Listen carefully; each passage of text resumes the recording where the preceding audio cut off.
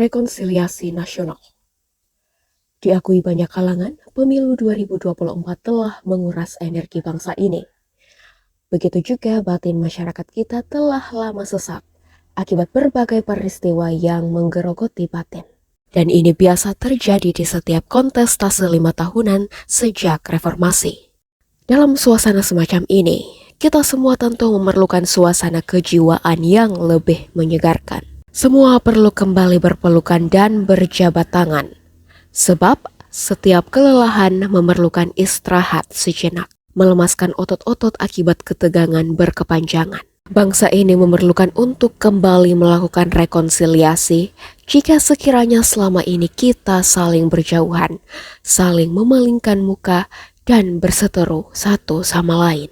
Dalam Kamus Besar Bahasa Indonesia, rekonsiliasi diartikan sebagai perbuatan memulihkan hubungan persahabatan ke keadaan semula. Perbuatan menyelesaikan perbedaan. Dalam bahasa Yunani disebut dengan kata lasso, yang berarti didamaikan kembali, menghapus permusuhan atau meniadakan kesalahan. Dalam bahasa Arab, rekonsiliasi disebut dengan asul atau perdamaian. Ba'al-Baqi dalam Al-Maurid menyatakan bahwa rekonsiliasi diilustrasikan jika ada yang bertikai atau berseru, kemudian dilakukan islah. Kata terakhir ini seringkali digunakan dalam berbagai kondisi pertikaian di negeri ini. Rekonsiliasi atau islah juga merupakan salah satu model akad. Sebagaimana Al-Imam Taqiyuddin Ibnu Abu Bakar Al-Husni dalam Kifayatul Akhyar mendefinisikan suluh atau islah sebagai akad yang menghentikan permusuhan dua orang yang bersengketa. Konsepsi di atas menunjukkan bahwa upaya rekonsiliasi dilakukan jika puncak perselisihan telah terlewati. Tahapan ini ditempuh sebagai pemulihan pasca konflik berlangsung. Meski demikian, rekonsiliasi tetap termasuk salah satu tindakan penting dari rangkaian upaya penyelesaian konflik. Pemilu 2024 di Indonesia, seperti halnya di banyak negara lain, telah menciptakan situasi yang kompleks dan kadang memecah belah. Pertarungan politik yang sengit, retorika yang keras, serta polarisasi di antara kelompok-kelompok politik dan masyarakat telah menciptakan jurang yang perlu diatasi. Isu-isu seperti ketidakpercayaan terhadap hasil pemilu, konflik antar pendukung berbagai kandidat, serta ketegangan etnis, agama, dan sosial menjadi tantangan yang harus dihadapi pasca pemilu. Dalam konteks semacam ini, maka rekonsiliasi nasional merupakan proses penting untuk menyembuhkan luka-luka yang muncul selama proses politik, memperbaiki hubungan antar warga negara, dan membangun kembali kepercayaan serta kesatuan dalam masyarakat. Tanpa rekonsiliasi yang efektif, risiko konflik yang lebih besar dapat menghambat kemajuan negara dan menyebabkan ketidakstabilan jangka panjang. Pasca 14 Februari, aroma permusuhan sangat mungkin masih akan mewarnai perjalanan hari-hari ke depan. Dalam konteks inilah kesadaran anak-anak bangsa untuk melakukan islah sangat penting adanya. Betapa tidak, bangsa ini jangan lagi dijejali dengan beban berat perselisihan yang sepertinya tak kunjung padam. Sudah saatnya kita semua memikirkan, menyadari, dan selanjutnya melakukan gerakan islah atau rekonsiliasi yang melibatkan semua elemen bangsa ini. Dengan demikian, proses demokrasi dan transformasi kekuasaan akan berjalan sebagaimana sewajarnya. Dan anak-anak bangsa kembali fokus menatap arah masa depan bangsa serta mengerahkan kemampuan masing-masing melakukan perbaikan-perbaikan bangsa di masa depan. Dari agama untuk bangsa. Rekonsiliasi atau islah ini memiliki pendasaran yang jelas di dalam ajaran agama. Sebagai agama yang memiliki fisrohatan lil alamin, Islam tentu memberi perhatian serius mengenai pentingnya merekatkan kembali tali perdamaian yang telah terkoyak-koyak. Dan tentu sebagai bangsa yang memiliki penganut Islam mayoritas, pesan-pesan luhur agama perlu menjadi landasan, stepping point basis moral gerakan kebangsaan yang bernama Islah. Ini sangat penting artinya sebab bangsa ini sejatinya telah memiliki sejarah panjang konfrontasi dan pertikaian yang seringkali berujung kepada kompromi, perdamaian dan rekonsiliasi. Pengalaman sejarah ini tentu saja menjadi pembelajaran yang dapat diterapkan hari ini. Di saat negeri ini sedang dikoyak-koyak oleh sengketa akibat perbedaan pemahaman, ideologi dan pilihan-pilihan politik, perbedaan elektoral. Dalam situasi seperti ini, ajaran luhur agama dan bahkan budaya seringkali mengemuka sebagai solusi alternatif dan ajak di dalam mendamaikan segala bentuk pertikaian. Sejak awal perlu disadari bahwa sejatinya rekonsiliasi atau islah ini merupakan perintah agama. Secara tegas Al-Quran memberikan gambaran, tidak ada kebaikan pada kebanyakan bisikan-bisikan mereka, kecuali dari bisikan-bisikan dari orang yang menyuruh manusia memberi sedekah atau membuat ma'ruf atau mengadakan perdamaian di antara manusia. Barang siapa berbuat demikian karena mencari keridhaan Allah, kelak kami akan memberinya pahala yang besar.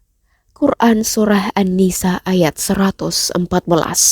Demikian halnya penegasan Rasulullah SAW melalui sebuah hadis yang diriwayatkan oleh Ibnu Hibban. Maukah kalian memberitahu tentang derajat yang lebih baik dibandingkan derajat puasa dan salat pada malam hari? Para sahabat menjawab, tentu wahai Rasulullah. Baginda bersabda, memperbaiki kondisi di antara kedua belah pihak yang bertikai. Pentingnya rekonsiliasi atau islah dalam konteks kehidupan bernegara saat ini, sehingga kita tentu dapat menimba pengalaman yang keteladanan dan diperlihatkan Nabi SAW ketika peristiwa Fatu Makkah. Nabi SAW memperlihatkan kesatuan dan melakukan rekonsiliasi dengan Abu Sufyan. Nabi SAW memposisikan Abu Sufyan sebagai pemimpin Mekah pada waktu itu. Demikian pula keteladanan yang diperlihatkan Ali bin Abi Thalib ketika melakukan rekonsiliasi dengan Muawiyah bin Abi Sufyan setelah kecamuk perang Siffin yang dikenal dalam sejarah sebagai perang saudara antar umat Islam. Keteladanan yang diperhatikan pemimpin agama ini patut menjadi perhatian kita semua. Tokoh-tokoh penting dalam sejarah Islam ini merupakan prototipe pola kepemimpinan yang lebih mengedepankan rekonsiliasi sebagai upaya merangkul pihak-pihak yang bertikai, baik di kalangan Muslim dan pihak luar maupun tokoh itu sendiri dengan orang lain. Kedua tokoh yang disebutkan di atas menegaskan suatu hal, bahwa rekonsiliasi memerlukan kebesaran jiwa dan pandangan jauh ke depan mengenai masa depan sebuah bangsa dan umat. Model keteladanan di atas juga banyak diperhatikan oleh para tokoh bangsa ini.